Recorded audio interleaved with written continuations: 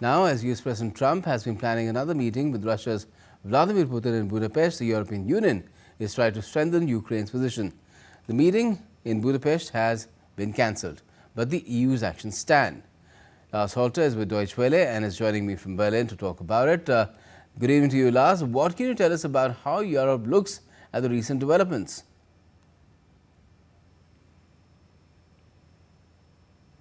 Thanks for having me. Well, with shock mostly. For a few weeks, many in Europe had been under the impression that Donald Trump had come around to support Ukraine. After all, he had made several harsh statements about Putin. He said he was running out of patience, and he even said that he thought Ukraine could eventually win the war. But now, in recent days, Trump had this much-discussed phone call with Moscow, after which he decided that not only would he hold off on military support for Ukraine, but also that he would suggest to end the war at current battle lines, pretty much forcing Ukraine to cede much of its territory. And not just any territory, for that matter. The Donbas region that Putin wants is rich in resources and important to the future of Ukraine and its economy. Anyway, Europe was also concerned with Trump planning on meeting Putin in Budapest, Hungary being a member country of the EU, but under its leader Viktor Orban, definitely much more on Russia's side than Ukraine's.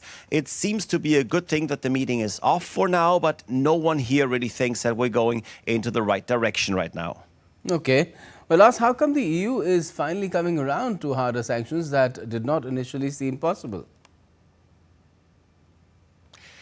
It's because Brussels has finally dropped the usual standard of looking for unanimous consent to its initiatives. Specifically, Hungary, as well as Slovakia, by the way, have often blocked Ukraine help, and with a change of proceedings, the EU has now voted on the latest sanctions package by a majority and not unanimously. It's a first step to put pressure on Hungary as well, often a dissenting voice in the EU Commission, and it seems Brussels is sending a strong signal towards Viktor Orban there, that it no longer accepts the role the country is playing within the EU. That includes, by the way, the fact that Orban wants to play host to not only Trump, but to Vladimir Putin, who would technically have to be arrested in any EU country based on a warrant by the International Criminal Court.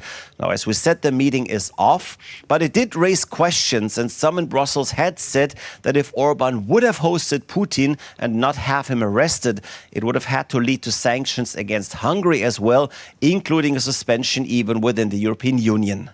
Well, the stand that really matters is still that of Donald Trump in America, but it's gradually changing the scene as far as Europe is concerned, and that in itself is also telling its own tale. Thanks a lot for joining us for the moment, Lars from Berlin.